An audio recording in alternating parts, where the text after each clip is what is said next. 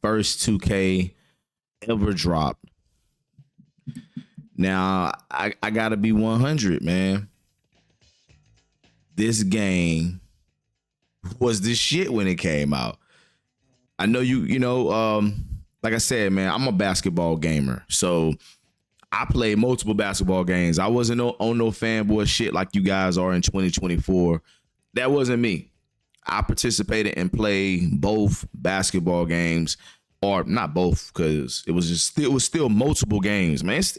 Man, the catalog of basketball games is really, man, it's endless of content that I got coming to this channel for as retro content, something a lot of people haven't done before, and they may done it, but I'm going to bring things to light. You know what I'm saying? To kind of change the game up on content creation as far as these new older games, making it so that it's still new and fresh and seems so intriguing to play. That is my goal for the future of this channel. So, but we can't go further without acknowledging how good NBA 2K was when it hit for the Dreamcast. If you didn't own the Dreamcast back then, you really don't know. You was on the outside looking in.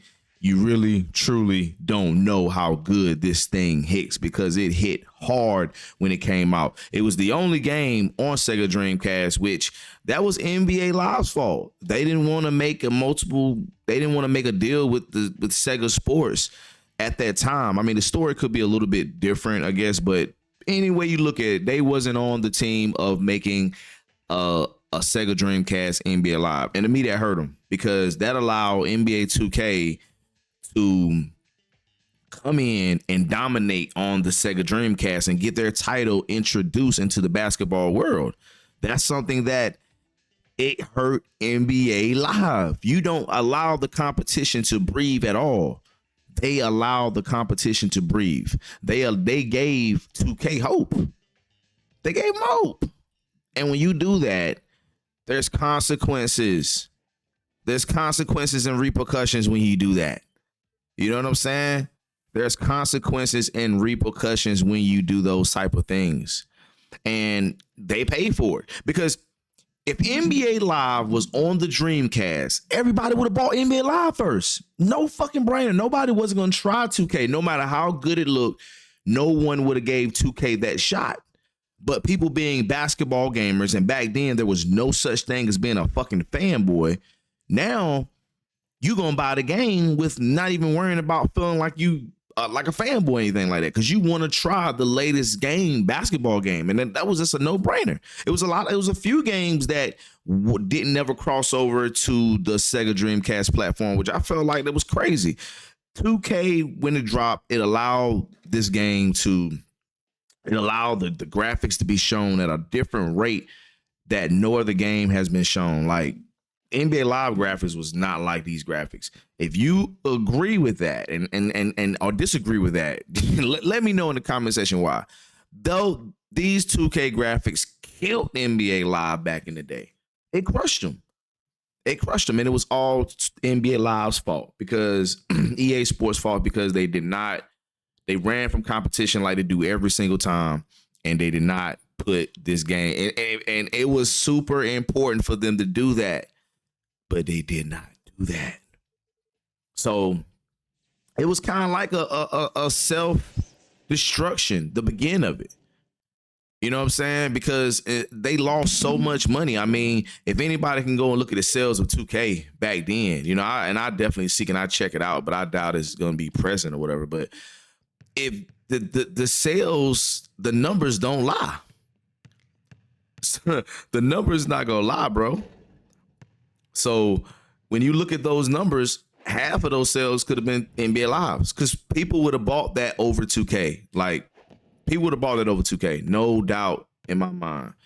So that allowed them to blossom, and they did blossom. They gave us things that we never had in the game. They gave us feel.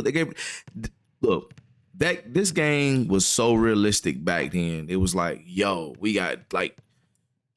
It was something that was just revolutionary. If you own a Dreamcast, you know what I'm saying? If you didn't, you won't understand this feeling, what I'm saying. Because everybody in my neighborhood, we own a Dreamcast. This is what we was on. Like, this is what when the time starts shifting, this what This is what we was on. No one was on no Madden. No one was on no live. It was straight 2K. We went and played live for a second game. Live became the second game. Just like that. This is my opinion. For those who play Dreamcast, you know what I'm talking about. I know a lot of people loved NBA Live 2000. I understand that. But at that point, you guys, we were still flying up in the air, still doing different things, different animations. You know what I'm saying? Like, it wasn't real. It wasn't real. And it began, and at that point, when NBA 2K came out, all this stuff began to get exposed. All that stuff was like, yo, this don't supposed to be in a game, basketball game right here. What's going on with this? You know what I'm saying? So a lot of things began to get exposed back then. And, you know, NBA Live didn't want to fight it. They try to secretly change their game up, because they changed a lot of things in their game. You go back, 2001 was way different than any of their games. 2001 was different. You know what I'm saying? 2002 was a flop. Like that wasn't good. They came back with 03 with the good soundtrack and things like that. 04 was good. 05 was probably go down as the best NBA Live. I mean, they really built themselves back up and was dead on with the competition. But one thing they couldn't do was convert over to the new gen, which was the 360 at the time. That was the biggest failure that they've done, and it messed them up. They should have already been trying to develop a new game for these new systems. I mean, I don't know if they started late. I don't know. But when 2K6 hit, it just showed that development wise, they was on point. And even 2K6 wasn't the greatest. Like, that game wasn't the greatest game. You know what I'm saying? That game was it had its issues. It just, you know what I'm saying? But 2K7, and 2K8, they really had it together then. You know what I'm saying? Cause they took their time, they worked, and they got it right. So, you know, in NBA Live, they dropped the ball. So we see in NBA Live on EA Sports, you see the play call in the background. You know, they had play calling too, but I just like their different play calling. It was definitely in depth. The players did exactly what they supposed to do.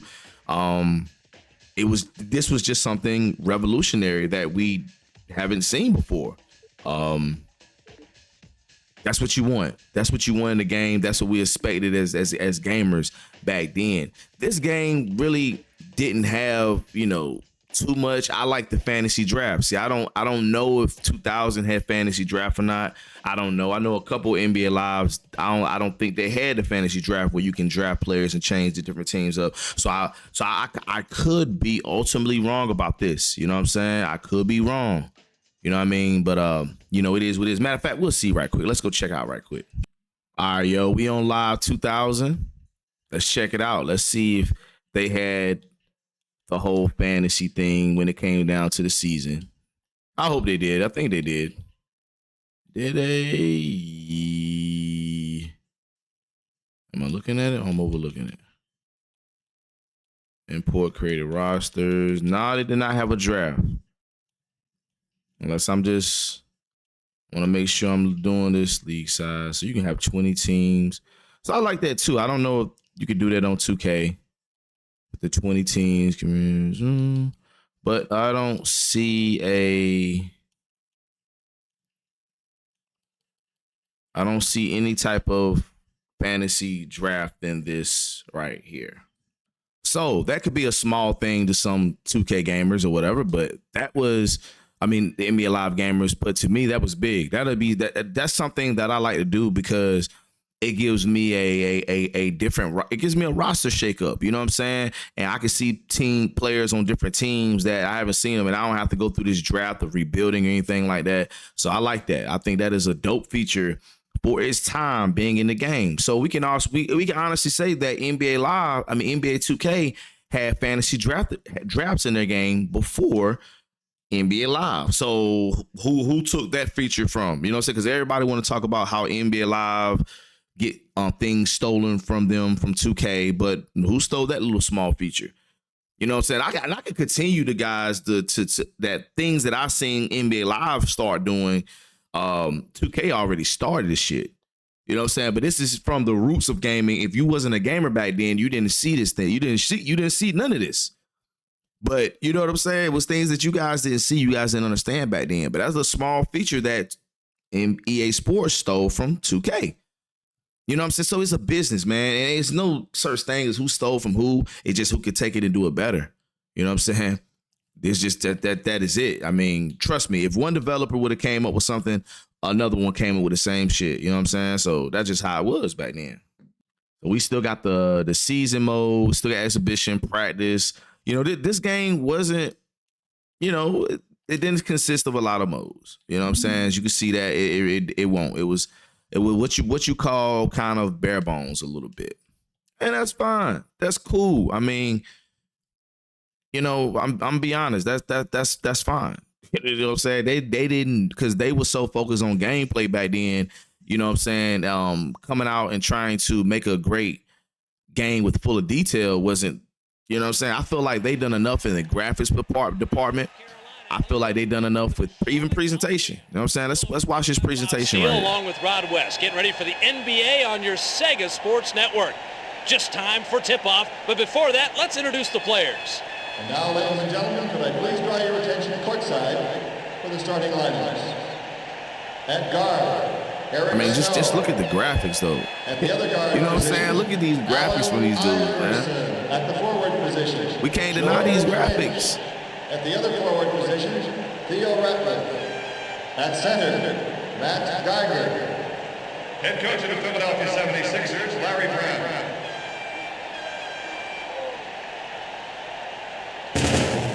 And now the starting lineup for your Charlotte Hornets.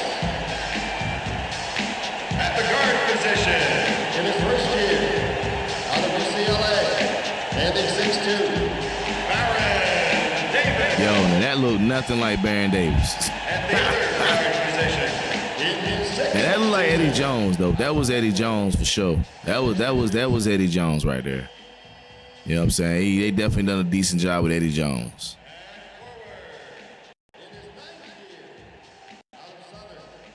I don't remember this nigga right here, but okay. Even if that didn't if it won't him, they still done a pretty decent job. Anthony Mason, that's a good job, bro.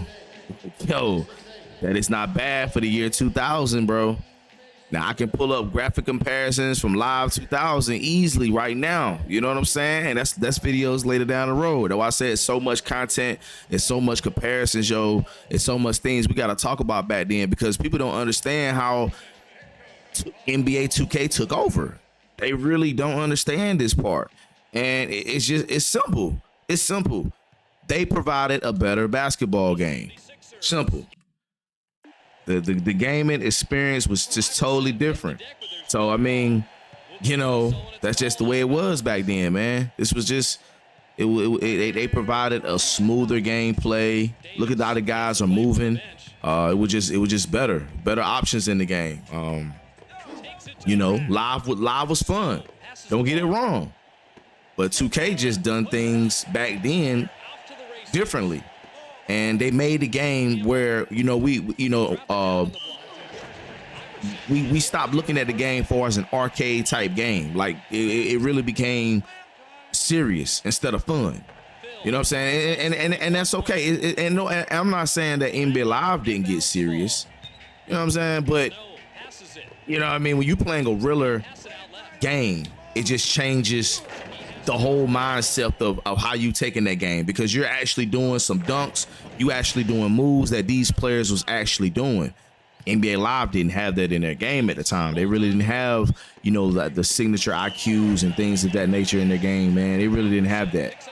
There was a lot of things, you know, that was out. And I'm not saying 2K was perfect on that. You see how 2K right there, 2 fouls, they automatically take somebody out. You know what I'm saying? Like the game already knows that. You know what I'm saying? 2 fouls, put it back. This game did have a putback problem. It was almost like Live 19 with the putbacks. You know what I'm saying? Like every time you turn around, there's a fucking putback. You know what I mean? So that was a little takeaway of the game. And, you know, like I said, it wasn't perfect. This game wasn't perfect.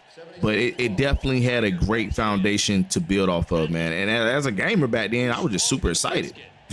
You know what I'm saying? I was excited to come along for the ride, man, and be a part of how basketball game really was revolutionized and really changing around this time.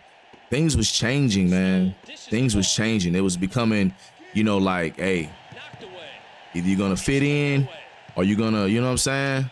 So it's a lot of different things. And I'm not playing the best either, man. I got on All-Star Simulation. So no, I'm not playing the best right now. And it's all good. See, this and personally, I like 2K.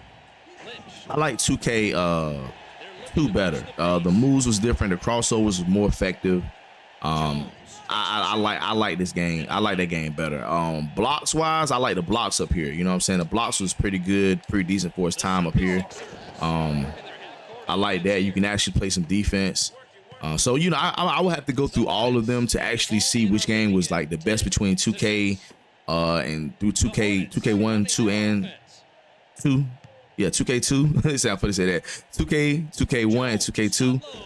I would have to go back and actually play all of them. And I'll say at least about 5 games each one to actually determine which one had things that was better. But I love the blocks up here, though. That's one thing that I definitely would be like, yo, you know what I'm saying? They definitely done a good job on. One thing about 2K2, I think that the free throws was a little bit different. I think the free throws was like tougher. Like I think they messed it up or something. Something went on with the free throws back then. It was a lot of complaints about it, and I think I remember going through stuff like that too. But yeah, man, what is your thoughts on NBA 2K, man? Like the first time, your first experience. What was your first experience playing this game? What was you doing in life? Where was you at? You know what I'm saying? What was it? You know what I mean? I felt like the basketball game world was definitely on its toes. They definitely shook up a lot of things. Me personally, that's what I personally think. They done a good job with connecting and doing different things. And then, when they came out on PlayStation, man, it was only $20. So they was killing them. You know what I'm saying? It was killing them. They looked at it as more people the better. Just look at the graphics, bro. Look at the graphics. That sold me alone. Graphics. Back then, graphics was everything because we felt like we was at a time where things was just at its max. So we got more videos coming, you guys, on these retro basketball games. I got a one that's gonna blow your mind, man. This upcoming week. So stay tuned to that. And if you're new, subscribe to the channel, like this video, share this video, because we're definitely gonna be dropping some more heat, man, from a lot of these retro titles that never really truly got the light shed on them like they should. Right now, we telling a story right now. That's all we doing, yo. So just keep up, connect the dots, and it all makes sense at the end of the day. It's your boy Rio, keeping it real, raw, and 100. I'm out of here. You guys stay safe. Peace out.